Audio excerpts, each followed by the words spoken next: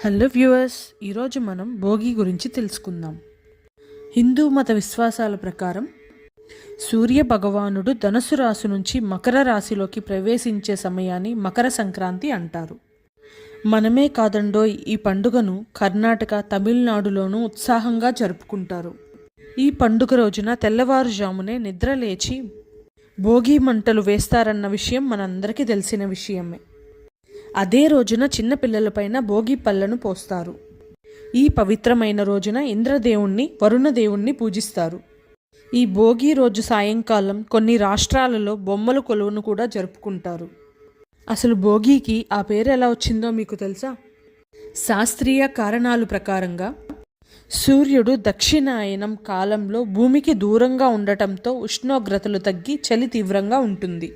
ఈ చలి బాధలను తప్పించుకునేందుకు, పడిన కష్టాలకు బాధలను తట్టుకున్నందుకు ఉత్తరాయణ కాలంలో సుఖ సంతోషాలను కోరుకుంటూ భోగి మంటలు వేస్తారు. బుగ్ అనే సంస్కృత పదం నుంచి భోగి అనే పదం వచ్చింది.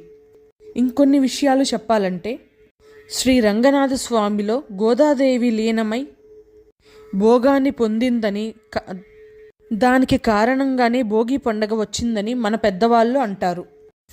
శ్రీ మహావిష్ణువు వామనుడి అవతారంలో వచ్చి బలి చక్రవర్తిని పాతాళంలోకి తొక్కింది కూడా ఈ భోగి రోజునే. అంతేకాదు, రైతుల కోసం ఈశ్వరుడు నందిని భూమికి పంపిన రోజు కూడా ఈ రోజే. ఇదే రోజున బదలీవనంలో శ్రీహరిని చిన్నపిల్లాడిగా మార్చి దేవతలంతా రేగి పళ్ళతో అభిషేకం చేశారు. వాటినే భోగి పళ్ళని కూడా పిలుస్తారు. భోగి మంటలు ఎలా వేస్తారో తెలుసా? దానివల్ల ఎన్ని ఉపయోగాలు ఉన్నాయో తెలుసా? భోగి మంటలు చలిని తప్పించుకోవడానికి మాత్రమే కాదు, ఆరోగ్యం కోసం కూడా వేస్తారు. ఈ సంక్రాంతికి ఒక నెల ముందు పండుగ నెల స్టార్ట్ అవుతుంది. అదేనండి ధనుర్మాసం. ఆ మాసంలో ప్రతి ఇంటి ముందు గొబ్బెమ్మలు పెట్టి వాటిని పిడకలుగా తడుతారు. వాటిని భోగిలో వేస్తారు. వీటిని కాల్చడం వల్ల గాలి శుద్ధం అవుతుంది. అంతేకాదండోయ్, ఎవరికైనా బ్రీతింగ్ ప్రాబ్లమ్స్ ఉన్నా తగ్గుతాయి.